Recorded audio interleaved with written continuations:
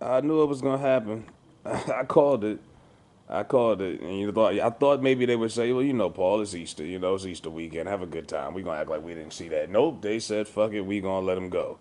And Paul Pierce, as you can see, that was his reaction. He laughed. He is the truth. That's what he calls himself. And then he put "Money Never Sleeps." Basically, he ain't sweating, ESPN/Disney for letting them leave, for letting them go.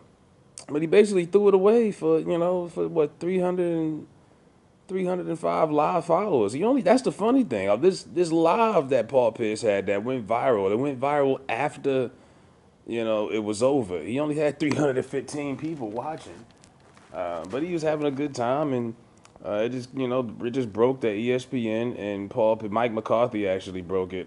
He said ESPN and NBA legend Paul Pierce had parted ways.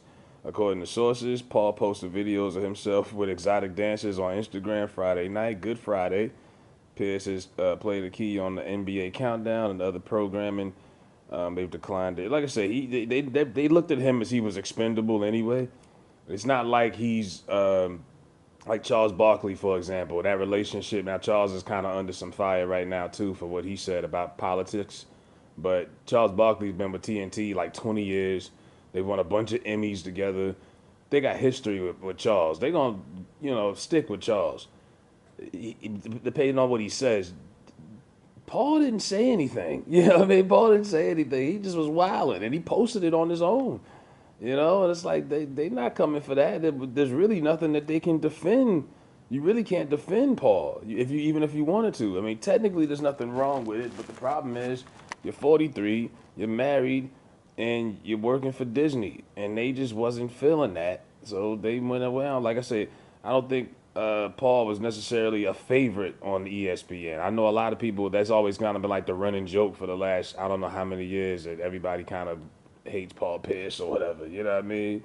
That's kind of been like the running joke that he's one of the most disrespected players of his era, and it could be so because when you play in the era with Kobe, Shaq, LeBron, KD, Steph, all these phenomenons, AI.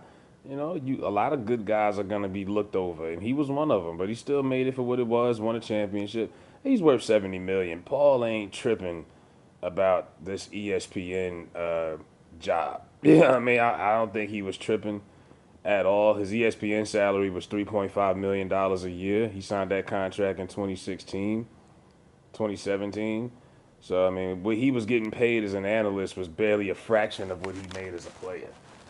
He could basically. Paul wants to get it. Paul could probably go to Doc Rivers tomorrow and try to get a gig on the Sixers or something as an advisor or a personal assistant or something like that. I don't even think Paul cares.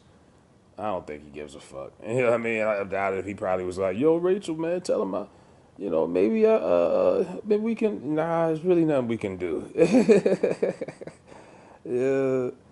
Yeah, well, Paul put it on the line, man. And like I say, ESPN has parted ways. I remember a couple of months ago, it was a big controversy how when black coaches were fired, they were saying so and so fired. Like the way Donald Trump was saying fired. Well, they didn't do that with Paul. ESPN has parted ways with Paul Pierce. They didn't say fired. I give them that. The way this was presented, they just, it is what it is. I'm pretty sure some of them that fired him probably wish they were at that party. But it is what it is, man. So Paul Pierce is no longer on ESPN, so y'all don't know how you'll no longer have to hear these crazy comments that he would make and some of the stuff people would really be bothered by as far as his takes on LeBron and things like that. Paul is gone, and that's that.